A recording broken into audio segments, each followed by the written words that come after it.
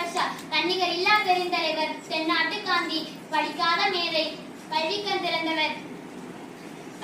திறந்தவர் தமிழகத்தில் பொற்கால ஆட்சியை நடத்தி கட்டிய வருமான கர்ம வீரர் காமராசர் அவர்களை பற்றி நான் பேச வந்துள்ளேன். கர்ம வீரர் காமராஜர் அவர்கள் 1903ஆம் ஆண்டு ஜூலை மாதம் 15ஆம் தேதி விருதுநகரில் பிறந்தார். இவருடைய தந்தையாரின் பெயர் குமாரசாமி, தாயார் சிவகாமி அம்மையார். இளம் வயதிலேயே காமராசர் அவர்கள் தந்தை இழந்து விட்டார். இவரின் இயற்பெயர் காமாட்சி. தந்தை இழந்த பின்பு குடும்ப சூழ்நிலை காரணமாக தனது மாமாவின் துணிக்கடையில் வேலை செய்தார். செய்தித்தாள்களை படித்தும் தலைவர்களின் சொற்பொழிவுகளை கேட்டும் அரசியல் அறிவையும் நாட்டுப்பற்றையும் வளர்த்துக் கொண்டார். விடுதலை வீரர் திரு சத்தியமூர்த்தியின் வாரிசாக விளங்கியவர் காமராஜர். ஒத்துழையாமை இயக்கம், அந்நிய துணி எதிர்ப்பு, சட்டமறுப்பு இயக்கம் போன்ற போராட்டங்களில் ஈடுபட்டு 9 ஆண்டு சிறை சென்றுள்ளார் என்பது குறிப்பிடத்தக்கது.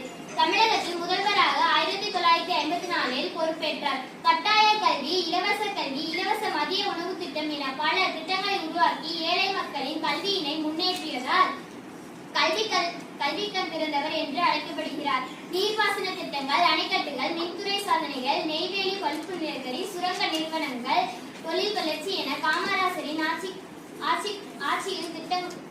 திட்டங்கள் அசத்தல் திட்டங்களால் வளமானது நாடு. இதனாலேயே காமராசர்